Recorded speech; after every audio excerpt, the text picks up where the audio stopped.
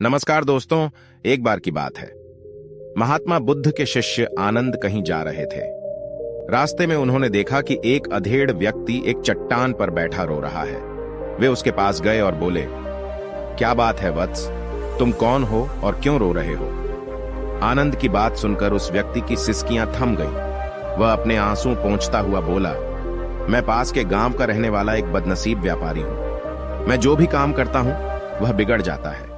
व्यापार के चक्कर में मैंने अपनी पत्नी के गहने गंवा दिए। मैंने अपने परिवार को भी खो दिया, यहां तक कि मेरा घर भी गिरवी पड़ा है। मुझे तो लगता है कि मैं किसी काम का नहीं हूं। मेरी किस्मत ही खराब है। उसकी बात सुनकर आनंद बोले, तुमसे किसने कहा वत्स कि तुम्हारी किस्मत खराब है? जरा मैं भी तो जानूं कि तुम्हारी किस्मत में क्या खराबी है। वह व्यक्ति बोला, पहले मैं खेती करता था, पर हर साल उसमें घाटा होता था। कभी सूखा पड़ जाता तो कभी ज्यादा बारिश के कारण फसल बर्बाद हो जाती। इससे परेशान होकर मैंने व्यापार करने का निश्चय किया।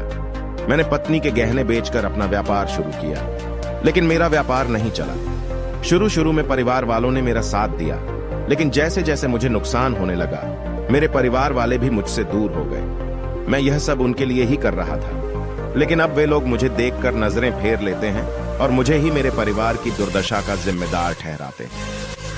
उस व्यक्ति ने एक लंबी सी सांस ली और फिर बोला, मेरा एक मित्र है, उसने भी मेरे साथ अपना व्यापार शुरू किया था। उसका व्यापार अच्छा चल रहा है। वह जब भी मेरे घर आता है तो अपनी सफलता की कहानियां सुनाता है। उसकी बातें सुनकर मेरे घर वाले भी कहते हैं कि उसे देख और कुछ सीख। हमें तो लगता है कि तेरे वश का कुछ भी नहीं है। उन लोगों की बातें सुन सुनकर अब तो मुझे भी लगने लगा है कि शायद मेरे वश का कुछ भी नहीं है। अब तो मुझे अपना जीवन ही व्यर्थ लगने लगा है। मेरे मन में ख्याल आता है कि अपना जीवन समाप्त कर लूं। मैं यहां आया भी इसी इरादे से था, लेकिन हिम्मत नहीं कर पाया, इसीलिए यहां एकांत में बैठा विलाप कर रहा था। आनंद बोले, ओह, तो ये बात है। वैसे क्या तुम इसके अलावा कुछ और भी कहना चाहते हो?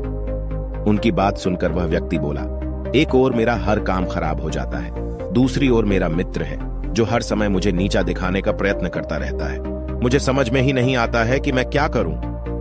आनंद बोले, क्या तुम अपने मित्र की बातें सुनकर दुखी हो जाते हो? हाँ, मैं उसकी बातें सुनकर स्वयं दुखी हो जाता हूं, उस व्यक्ति ने जवाब दिया। आनंद ने पूछा, तुम्हें किस बात का दुख होता है, अपने असफल होने का या फिर मित्र के सफल होने का? उनका सवाल सुनकर वह व्यक्ति एक पल के लिए सोच में पड़ गया। फिर वह बोला, अगर सच कहूं तो मुझे अपने असफल होने का उतना दुख नहीं होता है जितना कि मित्र के सफल होने का होता है। अर्थात यदि तुम्हारा मित्र असफल हो जाए तो तुम्हें खुशी होगी? आनंद ने प्रश्न किया। वह व्यक्ति बोला, हां, मुझे बहुत खुशी होगी। इसका मतलब है कि तुम्हारी खुशी तुम्हारे मित्र पर निर्भर है। आनंद बोले, अगर वह चाहे तो तुम्हें खुश कर सकता है, और अगर वह चाहे तो तुम्हें दुखी कर सकता है। तुम स्वयं से न तो खुश हो सकते हो और न ही दुखी हो सकते हो, अर्थात तुम अपने मित्र के गुलाम हो गए हो, इसलिए तुम्हारा कुछ नहीं हो सकता। ऐसा ना कहें महात्मन, उस व्यक्ति ने हाथ जोड़ दिए। आपकी बातें सुनकर मुझे कुछ आशा बंध रही है। आनंद बोले, जब हम किसी से आशा बांध लेते हैं तो उस पर निर्भर हो जाते हैं। ऐसे में हमारी खुशी और दुख भी उस पर निर्भर करने लगता है। इससे बेहतर है कि तुम अपने आप से आशा बांधो। जब तुम ऐसा करोगे, साथ ही पूरे जतन से काम करोगे, तो तुम्हें सफलता अवश्य प्राप्त होगी। कहते हुए आनंद ने एक पल के लिए उस व्यक्ति की ओर देखा, फिर अपनी बात आगे बढ़ाई। तुम्हें लगता है कि तुम्हारा मित्र तुम्हें दुखी करने आता है, पर अगर विचार करो तो वह बातें तो सच्ची ही कहता है। वह अपने संघर्ष और अनुभव की बातें बताता है। तुम उन बातों से बहुत कुछ सीख सकते हो। तुम्हें इसके लिए उसका धन्यवाद करना चाहिए कि तुम्हें घर बैठे कुछ अनुभव मिल रहे हैं। तुम उन अनुभवों का लाभ उठाओ, नई शुरुआत करो, कर्म करते जाओ, हार मत मानो। एक दिन तुम्हें सफलता अवश्य मिलेगी। आज तुम जिसे अपना बुरा वक्त या बुरी किस्मत कह रहे हो, एक दिन यह बदल जाएगी। इसी के साथ तुम्हारे विचार भी बदल जाएंगे, और देखना, जब तुम्हारा अच्छा वक्त शुरू होगा तब तुम्हारा मित्र भी तुम्हें अपनी सफलताओं की कहानियां नहीं सुनाएगा। तब वह अपनी असफलताओं की बातें बताएगा, ताकि तुम उसकी बातें सुनकर भ्रमित हो जाओ, तुम्हारा आत्मविश्वास हिल जाए और तुम गलत निर्णय ले सको। लेकिन उस समय भी तुम्हें अपनी बुद्धि का प्रयोग करना होगा। तुम्हारा मित्र जैसे आज तुम्हें दुखी करने आता है, उसी तरह उस समय भी वह तुम्हें दुखी करने आएगा, क्योंकि जिस तरह उसे दुखी देखकर तुम्हें मजा आता है, उसी तरह उसे भी तुम्हें दुखी देखने में उतना ही मजा आता है। वह व्यक्ति बोला, आपने सही कहा, लेकिन मेरा सबसे बड़ा दुख यह है कि मेरे परिवार के लोग भी इसमें शामिल हैं। वास्तव में मैं तो अपने परिवार के लिए अच्छा करना चाहता था, लेकिन वे लोग भी मेरी बात नहीं समझते हैं। वे भी मुझे गलत कहते हैं और अब तो वे मेरे साथ भी नहीं हैं। आनंद बोले, मैं सब समझ गया, तुम सांत्वना चाहते हो। वास्तव में इस दुनिया में सभी लोग सांत्वना ही चाहते हैं।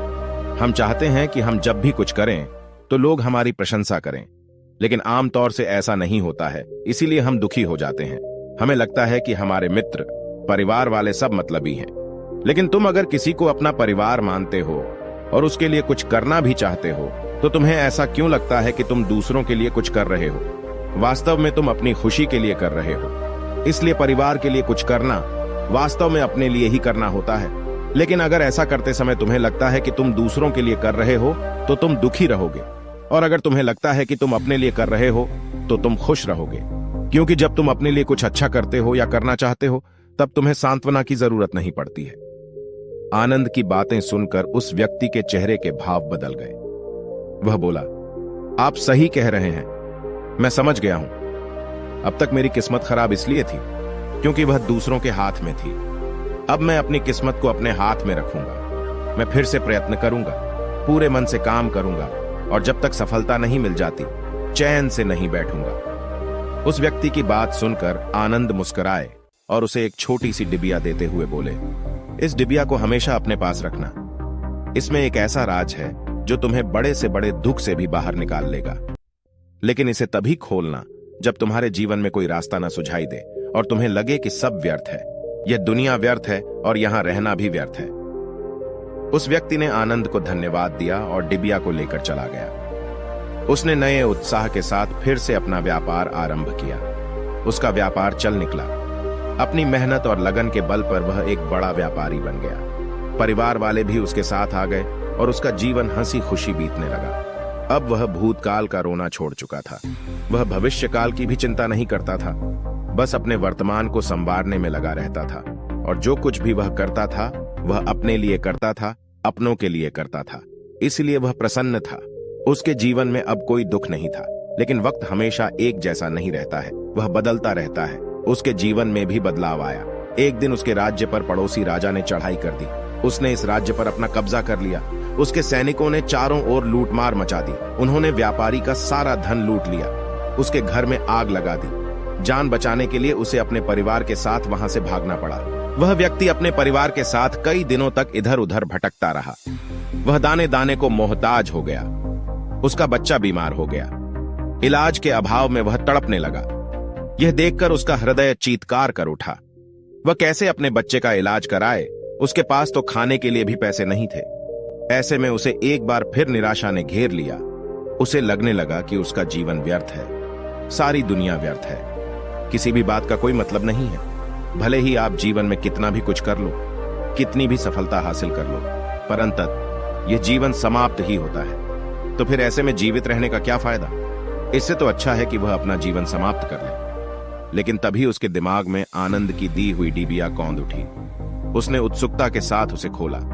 डिबिया के भीतर एक पर्ची रखी हुई थी। पर्ची पर कुछ लिखा हुआ था। उसे पढ़कर उसकी आंखों के आगे छाया निराशा का अंधेरा छंट गया और वह मुस्कुरा पड़ा। पर्ची पर लिखा हुआ था, यह समय भी बीत जाएगा। उसने डिबिया को अपनी मुट्ठी में भींच लिया और एक नई शुरुआत के लिए उठ खड़ा हुआ।